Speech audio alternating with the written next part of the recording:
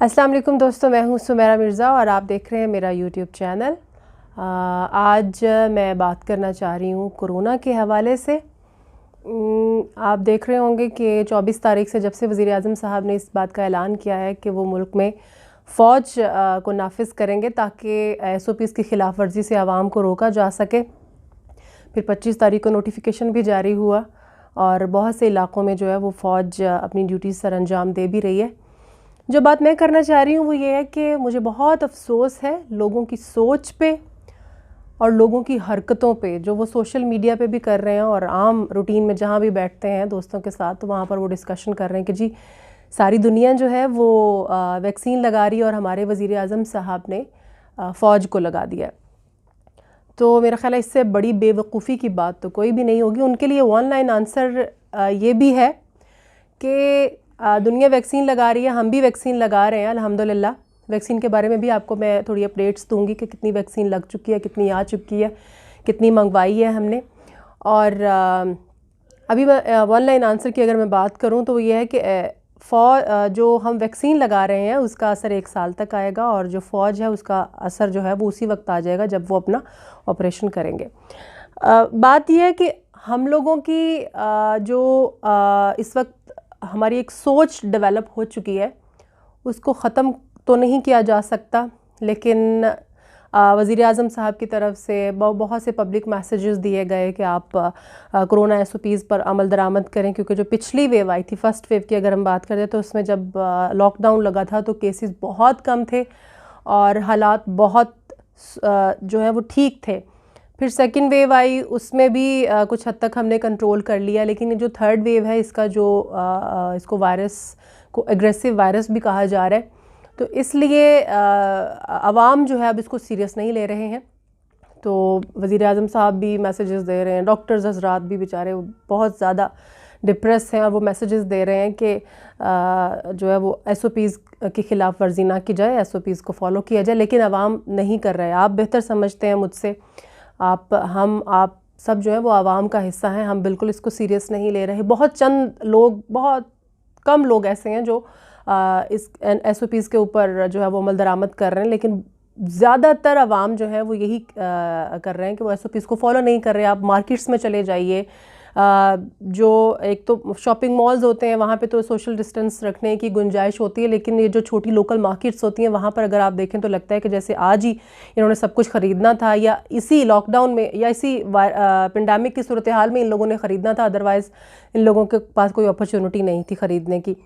खैर, मैं यही बात करना चाह रही थी कि फ़ौज को जो लगा देना है और फ़ौज को नाफिज करना और यहाँ पर सारी चीज़ों को संभालना एक बहुत अच्छा स्टेप है वज़ीर आज़म साहब की जानिब से, और हम उसका बड़ी खुशी से खैर मकदम करते हैं।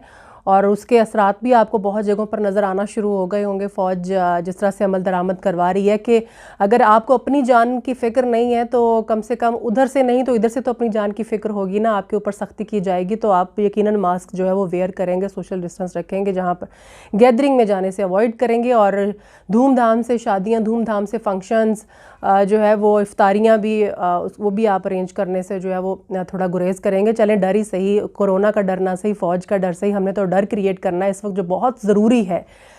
एक बात, दूसरी बात जो है वो कोरोना के बारे में मैं ये भी करना चाहूँगी। भारत की सूरत हाल आपके सामने है। 3,500 के करीब जो है वो डेली डेथ रिपोर्ट हो रही है, और आज एक जगह मैं पढ़ रही थी कि जो डेथ रिपोर्ट हो रही है वो असल नंबर से कहीं कम है, यानी नंबर्स जो हैं वो डेथ के वो ज़्यादा हैं, लेकिन जो रिपोर्ट किए जा रहे हैं वो बहुत कम है। क्योंकि आपने ख़ुद देखा होगा, मेरी भी नज़र से बहुत सारी वीडियोस गुजरी हैं कि बहुत सारे उनके जो शमशान घाट है या जहाँ पर वो अपनी आखिरी रसूमात अदा करते हैं अपने मुर्दों को लेकर, तो वहाँ पर बाहर लाइनें लगी हुई हैं और वहाँ पर उनकी बारी नहीं आ रही है वो लाशें जो है वो जलाने की। तो इसमें 3,500 डेथ जो है वो 1.5 अरब की जो वहाँ पर आबादी है उसमें अगर इतनी ज़्यादा डेथ हो, इतनी कम डेथ हो तो शायद ये लाइन ना लगे। इसका मतलब है कि डेथ जो बताई जा रही, जो रिपोर्ट हो रही, जो नंबर्स आ रहे हैं वो डेथ कम है। लेकिन जो बात यहाँ पर मैं करना चाह रही हूँ वो ये भी है कि जब से हमें रियलाइज़ हुआ है, जब से नंबर्स हमारे सामने आना शुरू हुए हैं भारत के कोरोना वायरस से मुतासरा लोगों के, तब से मिला जुला सा रुझान सामने आ रहा है। एक चीज़ जो अच्छी लगी देखकर वो ये है कि बहुत सारे लोगों ने, बल्कि ट्रेंड चला ट्विटर पे पाकिस्तानियों की तरफ से कि हम इंडिया के साथ हैं या वी स्टैंड विद इंडिया, इस तरह के। तो ये बहुत अच्छी बात है, जो कि खुश आइंद बात है कि हमारे अंदर अभी भी पॉजिटिविटी है। कुछ लोग जो हैं वो ज़ाहिर है एक हमारा उनके साथ क्लैश है शुरू से लेके आज तक, वो उसको नहीं ख़त्म कर पा रहे हैं और वो इस पैथेटिक सूरत हाल में भी उनको टॉन्ट कर रहे हैं। तो उनसे मेरी रिक्वेस्ट है कि आप प्लीज़ अपने आप को जो है वो ठंडा मिजाज रखें अपना, और ये देखिए कि वो किस सूरत हाल से गुज़र रहे हैं और हमारे ऊपर भी उनसे कुछ डिफरेंट सूरत हाल नहीं है। और ये जो पेंडेमिक है ये सबके लिए ही है, तो इसलिए अपने आप को ज़रा पॉजिटिव रखिए। तीसरी बात ये कि उसको कश्मीर से जोड़ा जा रहा है। फिर मैं यहाँ पर वही बात करूँगी कि वो जो अमल उनकी तरफ से किया जा रहा है, कश्मीर में जो कुछ किया जा रहा है, बिल्कुल वो हमारे भाई हैं, बहनें हैं, वहाँ पर हमारे बुज़ुर्ग हैं, इनके साथ बहुत गलत हो रहा है। तो बात वो है कि वो चीज़ एक साइड पे, यहाँ पर आवाम सफ़र कर रहे हैं, यहाँ पर मोदी जो है वो सफ़र नहीं कर रहा, उसकी फ़ैमिली सफ़र नहीं कर रही, या जो पॉलिसीज़ बनाने वाले हैं वो सफ़र नहीं कर रहे, या तो हम कहें कि जी मोदी की फ़ैमिली या फिर इनका जो पॉलिटिकल सिस्टम है वो बहुत सफ़र कर रहा है और उनके ऊपर बहुत ज़्यादा बुरे हालात हैं, फिर हम ये कहने या ये सोचने लगें कि जी हाँ वाकई इन्होंने कश्मीर के साथ ऐसे किया है तो इसलिए इनके साथ ये हालात हैं।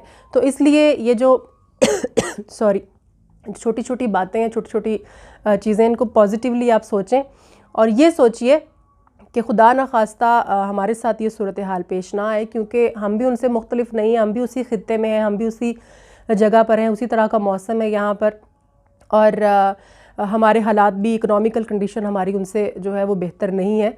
तो इसलिए हम ये एक्सपेक्ट कर सकते हैं कि खुदा न खास्ता अगर हमने SOPs को फॉलो नहीं किया तो ये सूरत हाल हमारे साथ भी पेश आ सकती है। और इसके अलावा जो थोड़े से नंबर्स और थोड़ी सी जो अपडेट्स हैं वो भी मैं आपके साथ शेयर करती चलूँ कोरोना के हवाले से। पाकिस्तान में जो है वो 150 प्लस जो है वो 157 पे सबसे ज़्यादा जो डेथ रेट है वो गया था। अब भी 100 प्लस है, 118, 117, 115 तक चल रहा है और पॉजिटिव रेशो जो है वो बढ़ रही है, छोटे शहरों में भी बढ़ रही है। और इसलिए खुदारा SOPs को फॉलो करें। शादियां भी आती रहेंगी, फंक्शंस भी आते रहेंगे, सारे इवेंट्स होते रहेंगे, लेकिन जान जो है वो कभी वापस नहीं आएगी। अपना भी ख्याल रखें, अपने बच्चों का ख्याल रखें, ख़ास तौर पर बच्चों का ख्याल रखें क्योंकि बच्चे हमारे बहुत बड़ा कैरियर है। अल्हम्दुलिल्लाह उनका इम्यून सिस्टम अच्छा होता है, इसलिए उनको इफ़ेक्ट उस तरह से नहीं होता, लेकिन फिर उससे हम लोग इफ़ेक्ट होते हैं। हमारे बुज़ुर्ग जो हैं 50 प्लस वो जो है इन्फेक्ट हो रहे हैं।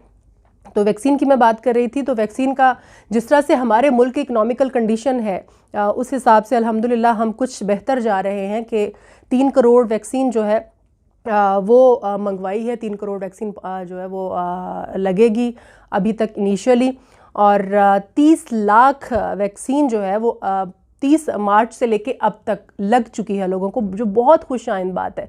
60 प्लस लोगों को लगी, फिर 50 प्लस लोगों की रजिस्ट्रेशन कंप्लीट हुई, उनको लग रही है। अब 40 प्लस लोगों के रजिस्ट्रेशन का अमल भी शुरू हो गया है। स्टेप बाय स्टेप ये सब कुछ चल रहा है। तो अल्हम्दुलिल्लाह चीज़ें सारी जो है वो ठीक जा रही हैं। और एक वो जो मिथ बनी हुई थी लोगों की जी कोरोना नहीं है, वो बहुत कम रह गई है अब, क्योंकि जो सूरत हाल आप देख रहे हैं, पहले हम यूरोप में देखते थे, अब हमारे हमसाया मुल्क में, हमारे अपनी कंट्री में भी बहुत हालात ख़राब होते जा रहे हैं। अल्हम्दुलिल्लाह उस तरह से नहीं है जैसे इंडिया में है।